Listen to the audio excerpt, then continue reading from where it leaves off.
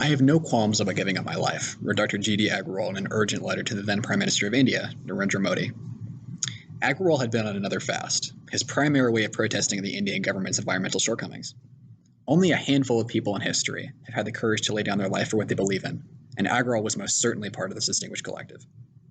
Dr. G.D. Agrawal, known not only for his extensive works regarding solar power, nanofluids, and river pollution, among many other topics, but also for his numerous fasts protesting environmental issues in India, was an influential figure in the field of environmental engineering.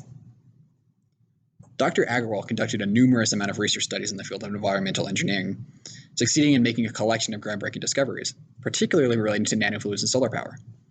According to a 2013 article from Balwinder Singh, Dr. Agrawal, known throughout his life for being an avid learner, began his academic career as a civil engineering student at the University of Roorkee.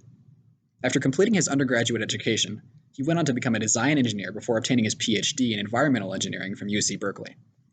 Agrawal's interest in environmental engineering was best exemplified through his multiple research papers regarding ideas for a cleaner environmental future in his home country of India, including more efficient solar power and safer hydraulic agricultural practices. Perhaps Agrawal's most interesting work, though, was on nanofluids, fluids with a collective of nanoparticles in them that change the way that other solutions interact with said fluid.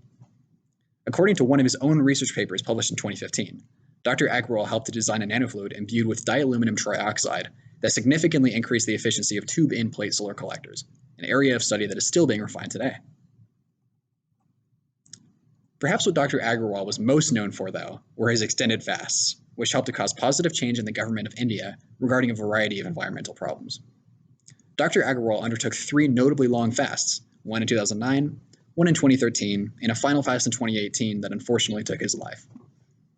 Agrawal's first notable fast in 2009 began in protest of the damming of the Bhagirathi River. Agrawal was opposed to the river being dammed for a plethora of reasons, but most notably because of the negative impacts it would have on the wildlife of the lowermost parts of the river system. As Balwinder Singh noted in his 2013 article, this fast was directly successful, actually.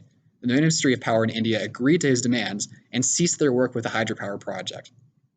His second extended fast in 2013 was in direct protest to the National Ganga River Basin Authority's failure to deliver on the promises to cease sand mining in the Ganges riverbed. As a result of this fast, as reported by Bihar Prabha News in 2013, 3 notable figures in the NGRBA resigned. Finally, in 2018, as reported by the Washington Post, Agrawal began what would be his last fast in protest to the continued pollution and general disregarding of the Ganges River by the Indian government. Agrawal, as quoted before, wrote to the Prime Minister that he was not afraid to die for what he believed in, and continued to be frustrated with the lack of care that the government continued to show to the Ganges River, a natural wonder that Agrawal viewed not only as an incredibly beneficial source to India from an economic standpoint, but also, as the Indian Express notes, a river that he viewed as sacred to his own Hindu beliefs. Agrawal passed away on October 11, 2018 from starvation, after the Indian government failed to make any notable change to their approach to the Ganges River. In addition to his activism and academic undertakings, Agrawal was known for his inspiration of the next generation of environmental engineers and many others. In 2010, writer Pavitra Singh was lucky enough to be invited to Agrawal's humble cottage to learn more about his life, including his early academic career and his later triumphs in activism. Singh notes that after earning his PhD from UC Berkeley and conducting a plethora of research studies, Agrawal taught at the University of Kanpur, eventually becoming the head of civil and environmental engineering department. He later earned the Best Teacher Award from his students at the University of Kanpur in 2002, showing his passion in his field.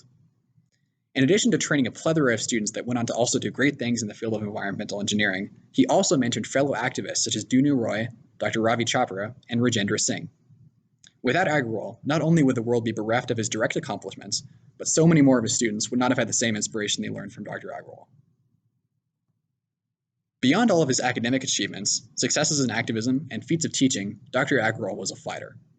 Through all of his fasts, all of his protests, all of his academic works to better the environment, he fought for what he believed in. As he stood on the front porch of death itself at the hands of starvation, urging the Indian Prime Minister to save the Ganges River, one of his former students had a conversation with him, which he later relayed to the Washington Post, in which he told one of his former students, "I have lost, but maybe you can continue to fight." If there's one thing we can all learn from Dr. Agrawal, it's that we must continue to fight for what we believe in, no matter the cost.